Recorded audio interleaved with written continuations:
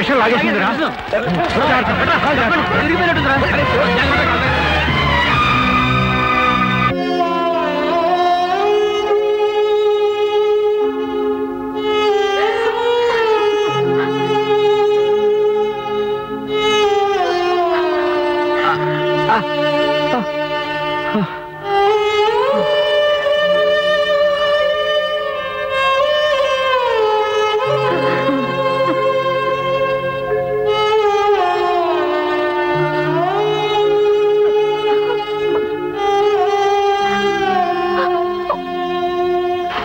బాబు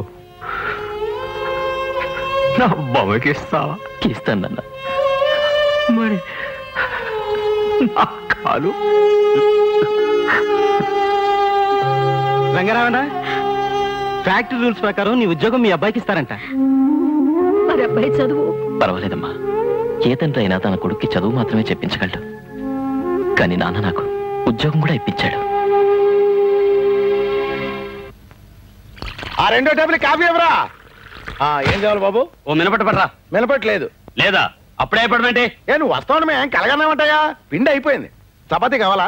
సరే పడరా. Single chapati. Cup మీద పెంకులు దిక్కులేదు కానీ బోర్డు మాత్రం షోక్గా పెట్టాడు.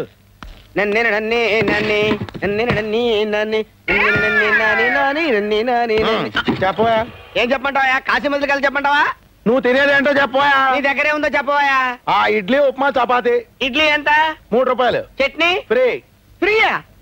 ఉప్మా 5 రూపాయలు. చట్నీ ఎంత? ఫ్రీ. ఫ్రీయా? అయితే 2 ప్లేట్ చట్నీ తీసురా.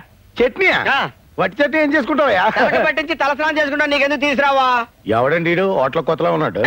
రే ఇస్తాను నీకు చిన్న జలక్ పట్రా చెప్తా.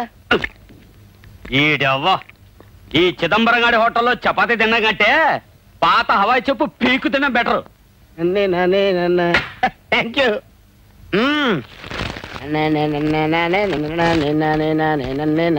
జబరొట్టి చట్నీ తింటే హ్యాపీ హ్యాపీ హ్యాపీ. ఏం చేసుకుంటారు ఏడికి ఎందుకు?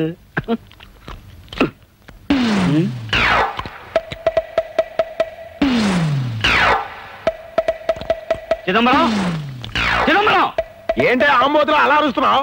ఏరా, నేను మినపట్టడితే పిండి లేదన్నావు. అవును. దిబ్బరొట్టుకి ఎక్కడి నుంచి వచ్చింది పిండి? దెబ్బ రొట్టె. నేను బిల్లి ఉన్నాను. నీకు దెబ్బ రొట్టె ఎక్కడి నుంచి వచ్చిందా? ఎక్కడి నుంచి రావడం అంటే ఇంటి దగ్గర నుంచి తెచ్చుకున్నావు. ఇంటి దగ్గర నుంచి తెచ్చుకున్నావా? అవును. ఆగో, చట్నీకి డబ్బు. చట్నీ ఫ్రీ అని చెప్పావు కదా. ఫ్రీ అంటే విడిగా ఫ్రీ కాదు, టిఫిన్ తో కలిపి ఫ్రీ అన్నాను. అవును, నువ్వు టిఫిన్ ఇవ్వలేదు కదా. టిఫిన్ నా దగ్గర టిఫిన్ అడగలేదు కదా. చట్నీ ఫ్రీ అని చెప్పావు కదా. చట్నీ టిఫిన్ తో చెప్పారు కదా. చట్నీ ఫ్రీ అన్నావు కదా. చట్నీ ఫ్రీ ఫ్రీ అని చెప్పి ఏంటన్నయ్య అప్పాజీతో గొడవ పడుతున్నావు? అప్పచ్చా ఇన్ని ముందే తెలుసా? తెలియకపోవడం ఏంటి? నేను పనిచేసే చోట ఈయన డ్రైవర్ గా పనిచేస్తున్నాడు. నన్ను ప్రేమించాడు, శోభనం కూడా చేసుకుంటాడు. ఉప్పు శోభనం కాదే, పెళ్లి తర్వాత. నా చెల్లెల్ని పెళ్లి చేసుకున్నాడు డ్రైవరు బ్రోకరు కాదా, ఎదురు కట్నం ఇచ్చే గొప్పోడు. పిచ్చి పిచ్చి వేషాలు వేసామంటే చెప్పు దిగిపోద్ది. పళ్ళేస్తారు బావా. పీకేగల అప్పులేదు చెప్పలేదు. లోపలికి వెళ్ళి పప్పు రూపో పేపర్ కాలేదు తొక్కేగల. పెద్ద రాకుమారిని ప్రేమించేసింది.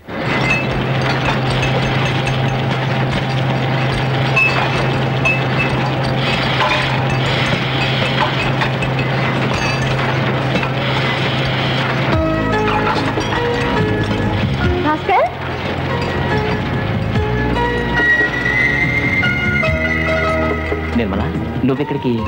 పర్వాలేదే, పేరు గుర్తుంది. ఊరు మారాక పేరు కూడా మర్చిపోయా అనుకున్నాను.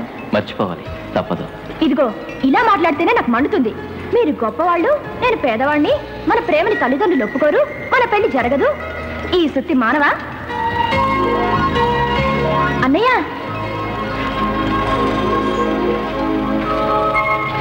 ఇక్కడ ఉన్నావేంటి? అన్నయ్య, ఇతని భాస్కర్ అని నా ఫ్రెండ్. నమస్తే. హలో. గొప్ప ఆర్టిస్ట్, పెయింటింగ్ చాలా బాగా వేస్తాడు. పాపం టైం బాగోలేక కుంచె పట్టుకోవాల్సిన చేత్తో రెంచి పట్టుకున్నాడు అన్నమాట. అన్నయ్య, వీళ్ళ నాన్న మన ఫ్యాక్టరీలోనే యాక్సిడెంట్ లో కాలు పోగొట్టుకుంటే ఇతను చదువు మనేసి మన ఫ్యాక్టరీలో వర్కర్ గా చేరాడు. ఎంతో గొప్ప భవిష్యత్తుని ఆర్టిస్ట్ ఇలా రెంచి పట్టుకున్నాడు. అలాగా, ప్రతిభావంతుడు ప్రోత్సాహం లేక మరుగున పడిపోకూడదు.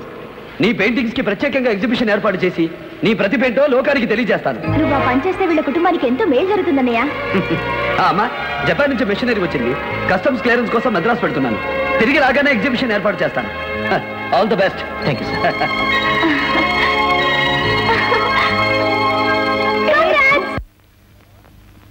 గిరిబాబు, గిరి, చిన్నబాబు,